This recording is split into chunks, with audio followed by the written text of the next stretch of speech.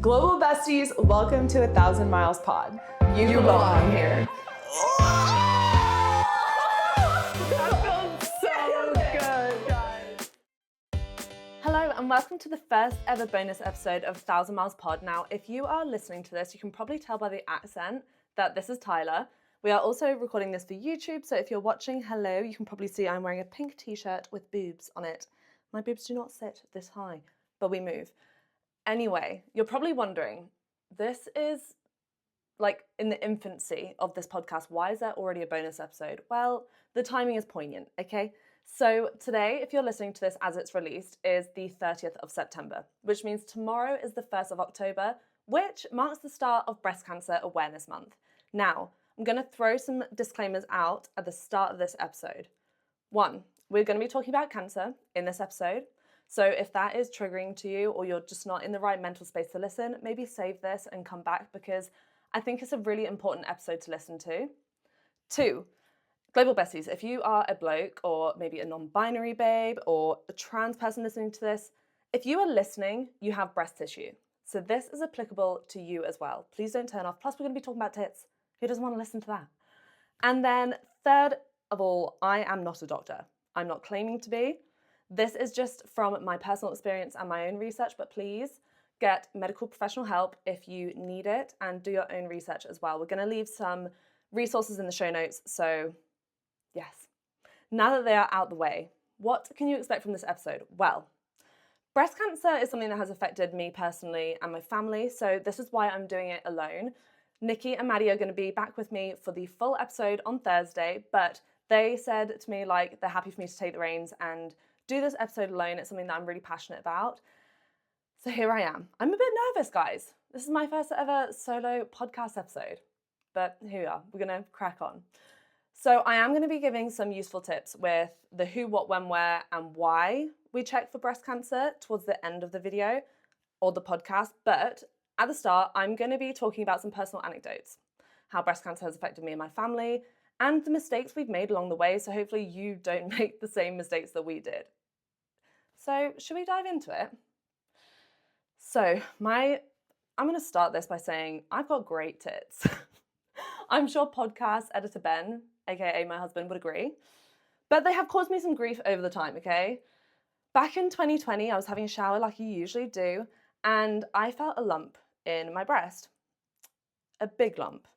Mistake number 1, I was not checking myself regularly, so I had no idea how long this lump had been there. And when I say big, I'm saying like the size of a golf ball big. Obviously not protruding from my skin. It was underneath the skin. It's in the breast tissue. So it's not something that I could see, obviously, but I felt it as I was cleaning myself. And naturally I was like, holy shit, what is this and where has it come from? Now, if I had been checking myself regularly, I probably would have known that that had been there for a while, but I didn't know that. So there's lesson number 1. Check yourself regularly. We'll get onto that shortly. So to cut like a long story quite short, it felt like it took forever. When you're waiting for appointments and things like this, it is such a scary time. But I went to a GP. I got referred to a breast specialist. I had an ultrasound. Now, depending on your age, you may have an ultrasound or a mammogram. A mammogram is essentially a machine that squishes your boob into a pancake to kind of scan it. Now, because I was 24 at the time, they decided to have me go through the ultrasound process instead. It's a very similar thing. It's just my breast tissue was more dense than somebody who may be older. And the ultrasound technician, what can I say about him? He was completely dismissive, to be completely honest with you. And he was just basically like, I don't know why you're here. This is just breast tissue. Lesson number 2. If you feel like something is wrong, trust your instinct and advocate for yourself.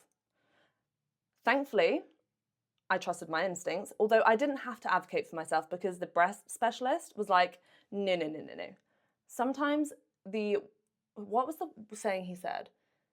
Sometimes the wood is hard to see between the trees. Is that a saying?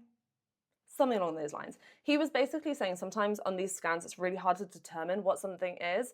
So he decided to do a biopsy. Clearly there was a lump there, he could feel it.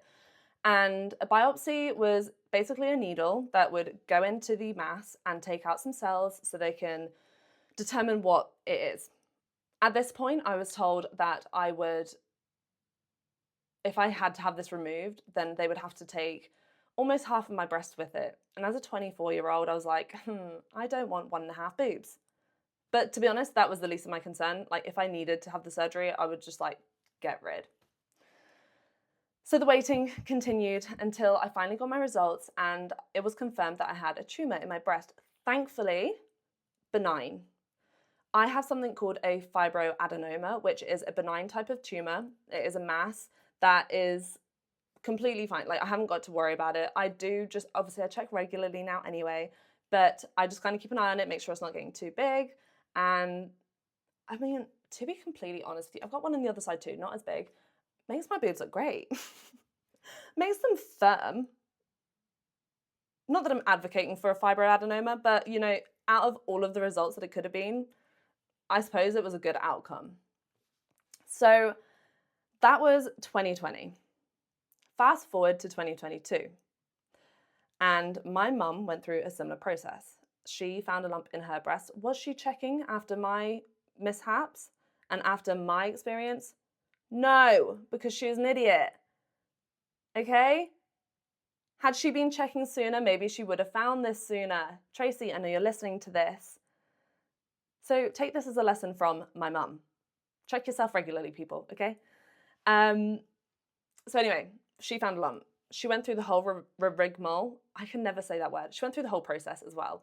She had a scan, she had a biopsy, and she was not as lucky as I was. She was told that she did have breast cancer and it had just moved into stage 3. Now, I'll be so honest with you, as a child, I mean, I was an adult, but still, as a child, watching my mum go through that was arguably more scary, waiting for the results, than it was for myself. I don't know if that's because I'm an empath or if anybody would be like this with their parents, but like, you feel like your parents are invincible, right? And then all of a sudden, mum has breast cancer, which, by the way, she said was an absolute liberty because she had no boobs. So yeah, doesn't matter how big or small your boobs are, you should be checking. Tracy, if you're listening to this, check your boobs, all right? So this was 2022. And I'm not going to speak completely about her story because that's not my story to tell, that is hers. However, I will just go through like roughly the process that she had to go through. So mum had chemotherapy, which thankfully was easier than we initially anticipated. She handled it like an absolute pro, and I know not everybody is like this. These drugs and medication can affect people in different ways. We're just so fortunate that she handled it so well. I mean, she lost all her hair and everything, which she wasn't precious about anyhow. I decided to shave my head with her actually at the same time. We raised some money for the oncology unit and donated all of my hair, which was honestly one of the proudest moments of my life. But, you know, I didn't want her to go through it alone, so we did it together. And after chemo she had surgery, so she had a lumpectomy. When you have breast cancer or a mass that needs to be removed, you can either have a lumpectomy, which is essentially moving the tumor but leaving the remainder of the breast, or a mastectomy, which is removing the entire breast tissue, nipple, and everything. So she just needed to have a lumpectomy, which was great. Again, she was just like, you know, chop them off. If you need to get rid of them, get rid. But I know not everybody feels that way. A lot of people don't want to lose their hair. A lot of people obviously don't want to have part of their anatomy cut off. But, you know, she handled it like a champ. So she had a lumpectomy. And then after that, she also had radiotherapy. So this whole process kind of lasted, I want to say, probably, I mean, it was over 6 months, maybe like 8 or 9 months. And still now, so we're in 2025 now, she is still having a few bits and bobs. So she has a bone, oh my gosh, I'm not going to remember what it's called. She has a bone infusion every 6 months, which I think has something to do with bone density and to like make sure that her bones, because of the medication, as she's getting older, they don't deteriorate. Don't quote me on that though. But January will be her last round of treatment ever. So thankfully, I feel extremely fortunate to say that my mum is in remission. She hates the word remission. So I'm so sorry, Mum, I know you're listening to this. She's like, oh God, I hate that word. It makes me sound like I had cancer. And I'm like, bitch, you did have cancer, okay? But she's cancer-free, and I feel very fortunate because not everybody, has that story to tell. Had she found the tumour sooner, then maybe the whole process would have been shorter. I'm not sure. But that is essentially how breast cancer has become such a huge part in our lives. I feel like I'm an advocate now to, remind people to check themselves regularly. Early detection literally saves lives. So every month, Ben and I share on our social media account, The Infrequent Flyers, a reminder for people to check their chest. And I don't know, to be honest, it's our worst performing content that we post every single month. And I don't care, because if one person sees it and is like, oh, I better check my chest today, I feel like I've done a good thing, So shameless plug, if you want to follow us and get a reminder every month, at The Infrequent Flyers on Instagram. Just saying. But that's basically the story of how I've got to this point and why I am such a huge advocate for breast cancer awareness, which is why I'm doing this episode. And I want you global besties to, have all the resources that you need. Like I said, in the show notes, there's going to be resources. If you're watching this on YouTube, you might see I'm going to look to my left a few times because I just want to check my notes to make sure that I'm not forgetting anything. This is a really important episode to me, so I want to make sure that, I'm getting all the information out there. So now moving on to the who, what, when, where, why of it all. So who should be checking themselves regularly? Everyone. If you are listening to this, you have breast tissue, you should be checking your chest, your neck, your glands, your surrounding area, your armpits, because you can be affected by this. I think breast cancer is often thought of as a women's disease, which obviously it is. Statistically, more women get breast cancer than men, but everybody should be checking. So this one's for you. And also, when you're a teenager, your body is changing a lot. So I think it's a really great habit to get into, just checking yourself regularly, seeing, obviously you're going to be having changes anyway, but it's a really great habit to get into moving into your adulthood. So yeah, that's the who. What? Okay, what are you checking for? Again, I'm going to read this so I don't forget anything. You're going to be looking for lumps, thickening in the breast, chest, or armpit, kind of like what I had. I had a big old lump. You're going to be looking for changes in size or shape. Skin changes like dimpling, puckering, redness, or a rash. That doesn't go away in a day or two, okay? Nipple changes, so whether there's discharge, there might be crusting, inversion, or just a change in the position that they are. Swelling near the collarbone or under the armpits, that is unusual for you. Pain that is unusual or persistent. And, checking regularly isn't about finding something that's peculiar, because something that's peculiar to you might be my norm. Checking regularly is getting to know what is normal for you. So, for example, if you have inverted nipples all the time, fine. You don't have to worry about that. Whereas if you don't have inverted nipples and all of a sudden you have one inverted nipple, that's a red flag. That's something that should be looked at. So it's just knowing what's normal for you and usual for you. Everybody's bodies are different. So when should you be checking? Ideally, it's great to get into the habit of checking every month. Ultimately, whether you have not checked for a year and you suddenly think, oh, I should check, great, okay? Any checks is better than no checks, right? But ideally, once a month. If you're somebody that menstruates, ideally you're going to want to do it I would suggest after your period, but also at the same time every month, because if you do menstruate, you know that depending on where you are in your cycle, your breasts might feel different. They might be larger, they might be more tender, there might be swelling. For example, me, before my period, my tumor, she's rock solid. I don't know what to say, okay? It's prominent. Again, it doesn't protrude from my skin, but I can feel it.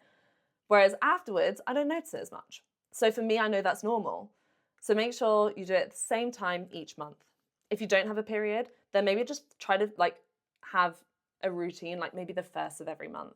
That is when Ben and I release our reminder on Instagram anyway. So you can follow us. Or there's other services like Copperfeel, who they send a free text message every single month. You could sign up to something like that, or maybe just set a reminder on your phone. So once a month would be ideal. Where should you be checking? You want to be checking somewhere safe, right? This is not where on your body. We've kind of discussed that with your collarbones, your neck, your glands, your armpits, and your breasts, and your chest, okay? And your nipples. So where you want to be somewhere safe, obviously, because you're going to want to take your top off. And also, if you can do it in front of a mirror, great, because you're not just feeling for changes, but you're also looking for changes. So you might not feel that you have, I don't know, maybe like a bit of a crusty nipple, but you might see it in the mirror. So if you can do it in a bathroom somewhere safe, then that is ideal. I found my lump in the shower. I find it easiest to check in the shower when I have a bit of soap. Everything's slippery, everything's fun. You can feel a bit better. That's how I like to do it. But you'll find your own groove, like just, you'll be able to figure it out for yourself the more that you do it. Why? Why should you be doing this? As I said before, early detection saves lives. The earlier that you find something, or the earlier you get something seen to that is different, the more likely you are able to treat it. Breast cancer is one of the most treatable cancers in the world, thankfully, as long as it's caught early enough. So that is why. Also, it's probably worth noting that like not all changes are cancer. I'm not trying to scare anybody, but peace of mind is powerful. If you find something that's different, something that's not normal for you, and you get it checked, sooner the better, because maybe it's the sooner they can say, hey, no, that's totally normal, don't worry about it. You know, like that peace of mind is invaluable, because let me tell you, the stress of waiting is debilitating. Finally, how to check. Like I said, the who, what, when, where, why, like in the shower or in front of a mirror. You kind of want to be able to lean forward so you can feel yourself in different ways. Sometimes you can use the palm of your hand to work in circular motions around your chest, maybe even like the tips of your fingers if that is what works best for you. Again, you're going to figure out a routine in which you can stick to and that feels the most comfortable to you. I know it sounds like a pain in the ass to do it. I get it, because, you know, adding something extra into your routine is kind of annoying. However, you know, this could be the difference between life and death, not to be dramatic. But, you know, like, I think once you get into that habit, then it's just going to become second nature. Whilst you're there, just like check everywhere. If you have balls, check your testicles. Like, I don't know. It's just a very good habit to get into. Thank you so much for joining me in this bonus episode of 1000 Miles podcast. And we're going to be back on Thursday with a full episode with Nikki and Maddie too. So I will see you guys then. But in the meantime, make sure that you check your chest. Send this to a friend who needs to be reminded as well. Make sure you like, subscribe, and review the podcast. And until next time, remember that you belong here. Crazy. First solo episode done.